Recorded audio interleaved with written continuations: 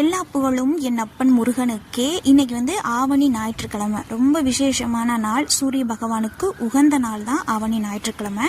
இந்த நாளில் என்ன பண்ணுவாங்க கிராமங்களில் அப்படின்னா, காலையில் சீக்கிரமே, அதாவது 5:15 6:15 5:45 6:15 சூரிய பகவானை வழிபடணும் அப்படின்னு சொல்லுவாங்க.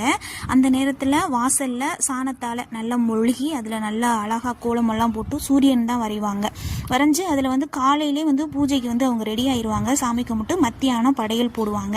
நான் நம்ம வீட்டு வாசலில் எளிமை, ஏன்னா அதெல்லாம் நான் பார்த்து வளர்ந்தவ, அதனால் அதை அப்படியே விடவும் முடியலை. அதை கண்டினியூ பண்ணுறது, பெருசாக கண்டினியூ பண்ணவும் என்னால் முடியலை. அதனால் சிம்பிளாக வாசலில் பழம் வச்சு சாமி கும்பிட்டுட்டு பக்கத்தில் உள்ள சூரிய பகவானை போய் வழிபட்டுட்டு வந்தேன்.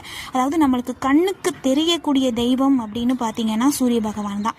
அவரால் தான் இந்த உலகம் முழுக்கவே இயங்குது. அவர் இல்லைன்னா எதுவுமே இல்லை. நீங்களே யோசிச்சு பாருங்கள், காலையில் சூரிய பகவான் வரலைன்னா